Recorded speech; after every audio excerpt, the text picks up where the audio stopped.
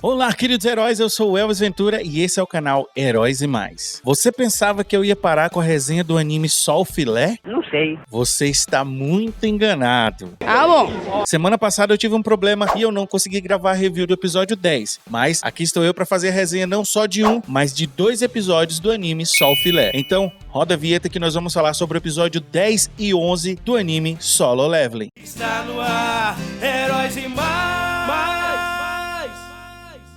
O episódio 10, que se chama O que é isso? Um piquenique? É aquele tipo de episódio que resolve algumas coisas pendentes, engatilhadas de episódios passados e engatilha novas direções. E no início desse episódio, enfim, temos a resolução da relação de Jin-Woo com Johir. Meus queridos heróis, eu fiquei realmente desapontado com isso aí. É mesmo? A Johir vai se aposentar. Foda-se. Quando terminou o episódio 9, ela mostrando a pedra de essência que o Jin-Woo tinha dado pra ela lá na dungeon dupla, antes dele se sacrificar pra salvá-la junto com o Sr. Song, quando ela mostra a pedra, eu pensei, poxa, agora vai rolar um momento entre eles dois, ela vai se abrir com ele, e quem sabe ela pode ser até a luz que vai guiar o Jin-Woo de volta pro caminho mais heróico, um caminho mais estável, afastado das sombras. Será? Só que não. O que acontece é que a Johir entrega a pedra de essência e diz que vai morar com os pais, e se ele estiver perto de onde ela mora, que apareça lá pra dar um oi pra ela. Que merda, hein? Na minha visão, eu tinha entendido que a Johir tinha se inspirado no Jin-Woo pra continuar trabalhando como caçadora. Só que parece que foi o contrário. Quando ela percebeu que o Jin-Woo está forte o suficiente pra não precisar mais dela, parece que o trabalho dela não é mais necessário. Será que a Johir sofre da síndrome de enfermeira? Eu sinceramente não achei legal. Espero que mais na frente ela volte pra história e os dois tenham uma relação mais interessante, porque do jeito que acabou, pra mim, ficou muito ruim.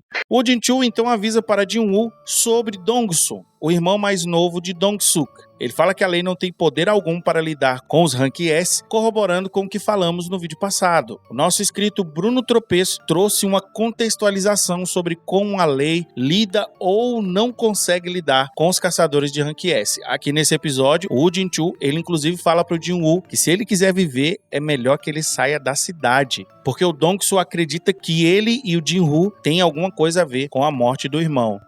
E que de fato tem mesmo, né? Jin-Woo então tem mais um motivo para ficar forte: se proteger de alguém que quer matá-lo por vingança, pois Jin-Woo matou seu irmão. Grandes poderes trazem grandes responsabilidades. Essa frase é mais do que adequada para o que está acontecendo com o Jin-Woo agora. Esse episódio poderia ter essa frase aí como subtítulo. Então, no decorrer do episódio, temos o acordo de Jin-Woo e Jin-Woo sendo posto em prática. Eles começam a fazer as raids de Rank C, e além de Jin-Woo e aumentando o seu nível, ele também adquiriu o poder de furtividade de Kang Tai-shik. Quando ele derrotou o Kang Tai-shik, ele ganhou uma pedra rúnica e, quebrando essa pedra, ele adquire a habilidade em questão. No caso, é a furtividade, que é uma habilidade muito interessante e muito boa para o nosso querido Sun Jin-Woo. Ele ganhou também outras habilidades: empunhadura avançada de adaga e golpe fatal. Esses portais de Rank C realmente estão servindo para o propósito de Jin-Woo, que é ficar mais forte e poder ir para o castelo demoníaco, pegar os ingredientes do elixir da vida para curar sua mãe e agora, claro, conseguir fazer frente a Dong-Soo, o caçador de Rank S que quer matá-lo.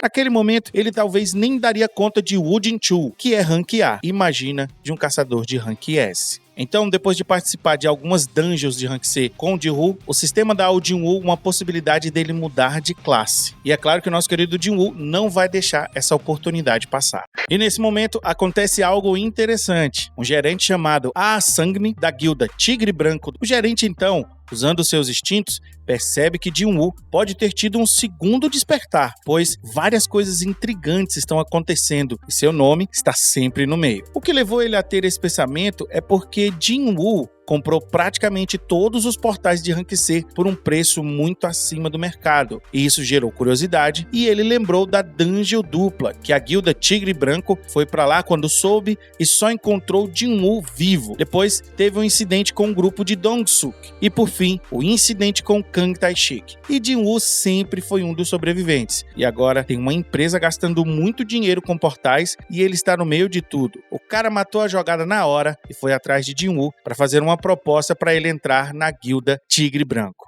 E quando ele vai para um dos portais, ele tem a prova lá, ele olha, tem um monte de gente na frente do portal, ele até pergunta, pô, isso aqui é um piquenique? Aí ele se toca. O Jin-Woo entrou sozinho e foi lutar sozinho. E aquelas pessoas ali é só para preencher a cota necessária que a Associação de Caçadores exige. Então o gerente Ah Sang-mi está convencido que Jin-Woo pode ser mais precioso do que ele pensava. Ele consegue então abordar o Jin-Woo. E a maneira como essa situação termina é muito interessante. Jin-Woo consegue não revelar praticamente nada sobre ele e ainda mantém Ah Sang-mi como uma espécie de contato. E ainda tira uma grana dele para que os dois fiquem kits na relação que está começando entre eles.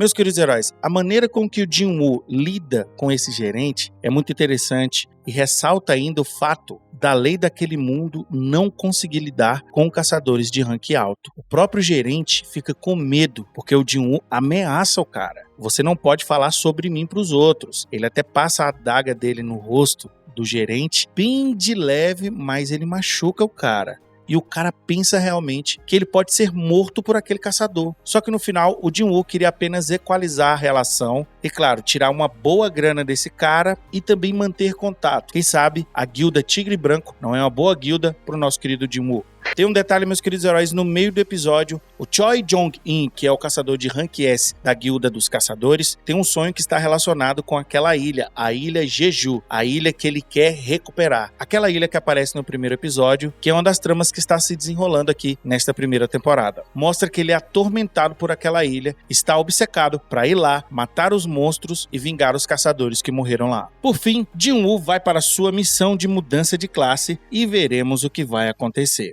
Um cavaleiro que defende um trono vazio. Esse é um episódio que a gente espera batalha. E Solo Leveling é uma obra conhecida por batalhas. Esse episódio realmente é muito interessante neste quesito. Mas a batalha contra o boss, eu fiquei meio decepcionado e vou dizer pra vocês. Eu sei que a missão não terminou ainda. Teremos no episódio 12 a conclusão da missão de mudança de classe. Mas na minha opinião, a luta contra o boss teve um elemento que ficou faltando e isso me decepcionou. Mas a gente chega já lá. Vamos falar primeiro das outras tramas que também tem nesse episódio. Temos Jin-Woo e seu pai em um jantar de família e somos apresentados ao irmão mais velho de Jin-Woo, Jin-Sung, que parece muito mais competitivo e não tem apreço nenhum pelo irmão mais novo. Ele inclusive ameaça o Jin-Woo e diz para ele não ficar no caminho dele. Meus queridos heróis, essa relação, pai bem-sucedido com um império e dois irmãos batalhando para ver quem vai ser o sucessor do pai. Esse é um plot realmente clichê e se for bem usado sempre funciona. Nós temos aqui o Jin-Woo como o elo mais fraco, mas ele tem uma cartada na manga, que é o Aniki Sang-Woo. Ele inclusive pensa sobre isso. Meu irmão não sabe a carta que eu tenho na manga. Vamos torcer que o Jin-Woo saia dessa dungeon aí bem mais forte, para ajudar o nosso querido Jin-Woo. É um personagem que eu tenho bastante simpatia por ele. Temos também, finalmente, a missão para recuperar a ilha Jeju de Choi Jong-in. Vemos que Cha Ha-in também vai para a missão, mas não vemos ali Baek Yeon-woo. Mas eu acredito que ele vai também para essa missão, pois ele perdeu amigos queridos nessa ilha. O líder da Guilda dos Caçadores agradece Gong Gu-rin por permitir essa missão, mas o velho caçador fala que praticamente foi Choi Jong-in que conseguiu essa permissão, pois a exposição midiática sobre esse caso moveu a opinião pública. E esse era justamente o plano de Choi Jong-in. Ele sabia que precisava da opinião pública para que a Associação dos Caçadores permitisse essa missão. Eu espero que no próximo episódio a gente veja Cha Ha-in em ação. Já temos 11 episódios e a gente mal sabe sobre essa caçadora. Eu estou ansioso para conhecer a história dela. É mesmo? E eu queria sinceramente que o Jin-Woo participasse dessa missão. Eu até acreditava que a história dele ia se entrelaçar com essa trama, mas parece que não vai ser o caso. Esquece essa merda aí, porra. Vamos então para a missão de troca de classe do nosso querido Sun Jin-Woo. Meus queridos heróis, tem um detalhe aqui super importante. Jin-Woo, antes de entrar na dungeon, ele lembra que não cumpriu a missão diária. Aquela missão meio One Punch Man, flexões, corridas e tal. Esse detalhe com certeza é algo importante, porque isso vai gerar alguma consequência. Vamos esperar para ver. Ih, rapaz. A primeira parte me pareceu apenas um prólogo do que viria a seguir. Ele enfrentou vários cavaleiros, assassinos, arqueiros e magos. Todos eles nesse ponto estavam no seu nível. O nome na cor laranja indica isso, ou seja, entre rank A e B. Aqui Jinwoo precisa ser mais versátil. Cada inimigo tem uma forma diferente que ele tem que lidar. Os cavaleiros, ele precisa usar força bruta. Os assassinos, ele precisa usar sua percepção. Os arqueiros, a agilidade. E nós vemos aqui o primeiro defeito da build de Jinwoo. Ele não investiu em inteligência, fazendo assim com que tenha pouca mana e seja vulnerável aos magos.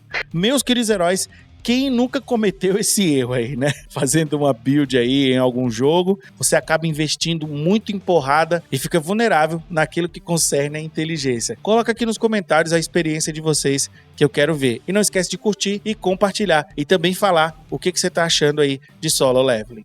Vale ressaltar que nessa dungeon, Jinwoo não terá recuperação total depois de subir um nível e não poderá usar itens. Então, depois que ele derrota os adversários com muito custo nesse estágio da dungeon, ele dropa alguns itens e os usa para a próxima fase. Legal que ele ganhou uma armadura e a colocou, mas ela fica invisível e não afeta sua mobilidade. Um dos inimigos dropou um elixir que recuperou sua fadiga. Então, Jinwoo está pronto para a próxima fase. E ele abre uma porta gigante bem parecida com a da Dungeon dupla. Mas não é apenas isso que é similar. O boss lá de dentro gera em seu corpo o mesmo medo que ele sentiu na Dungeon dupla. Então, o cavaleiro que guarda um trono vazio aparece. Cavaleiro Comandante Ygriss, o Vermelho Sangue. E como eu falei, meus queridos heróis, essa luta é muito legal. O que a gente viu até agora foi só um prólogo, foi só uma introdução, até para gerar mais expectativa para essa luta. Eu já falei isso, ela me decepcionou no final, mas a luta é sensacional.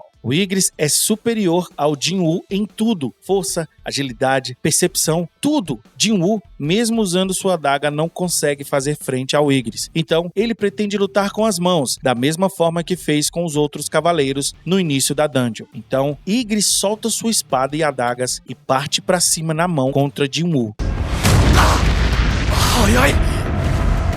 Isso que é honra de um cavaleiro.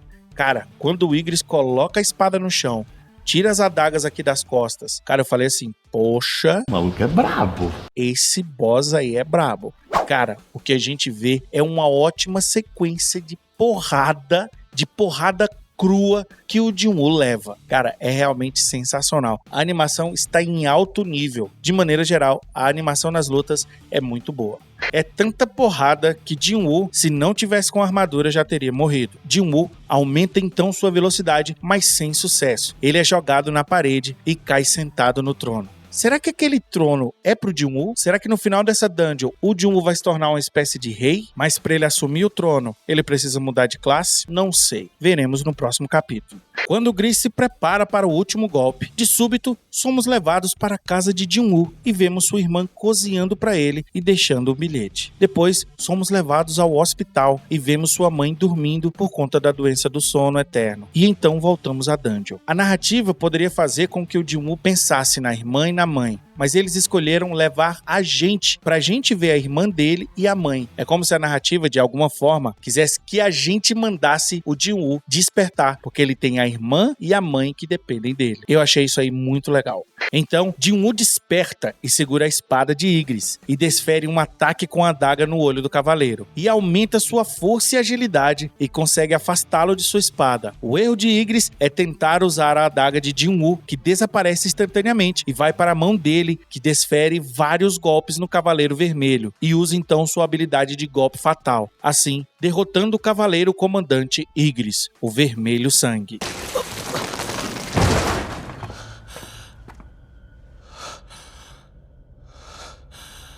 Meus queridos heróis, o Jinwoo sabe que a vitória dele foi por pura sorte. Aquele boss era superior a ele em tudo. Força, agilidade, experiência, percepção, inteligência, tudo. O cara realmente era brabo, mas por conta de sorte, o Jinwoo acabou vencendo. E esse é o ponto que me deixou um pouco decepcionado. Eu sei que a dungeon ainda não acabou, a missão de troca de classe ainda não acabou, eu sei disso. Mas o que me pareceu é que o erro do cavaleiro fez com que a resolução parecesse uma conveniência no roteiro. Vocês estão compreendendo? Quando algo ruim acontece com o protagonista, isso gera drama, isso gera mais tensão. Quando algo ruim acontece com os vilões, parece um erro de roteiro. Então, mesmo que seja coerente, pra mim, esse final não agradou. Enfim, a missão ainda não acabou, como eu falei. Jin-Woo ganhou vários itens e uma habilidade nova, Toque do Dominador, e ganhou também uma pedra de teletransporte, o que prova que a missão de mudança de classe ainda falta muito para terminar. Igris não era de fato o boss a ser derrotado para que Jin-Woo então mudasse de classe. Ele recebe uma mensagem do sistema que diz: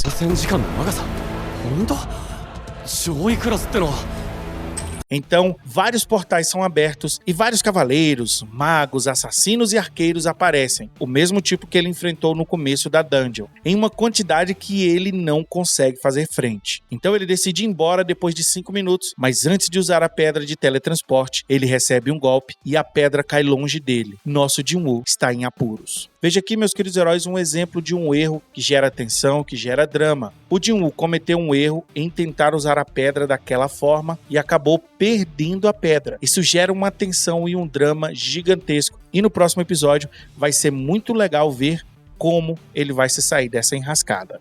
Meus queridos heróis, essa foi a análise do episódio 10 e do episódio 11 do anime Sol Filé Solo Leveling. Eu espero que vocês tenham gostado. Eu vou analisar todos os episódios até o final da temporada e em breve a gente vai ter live também falando de Solo Leveling. Muito obrigado a todos vocês que estão acompanhando a análise e me desculpe pela semana passada. Espero que não aconteça mais. E o próximo episódio se chama Ergam-se. O que vai vir nesse episódio? Eu não sei absolutamente de nada. Eu espero ser surpreendido. E não esquece de curtir, compartilhar e aqui no comentário fixado e adquirir o curso BWay do professor Jonas Bressan. Não deixa pra depois. Aprende inglês agora. E não esquece, você também é um herói e você também é uma heroína. Tchau.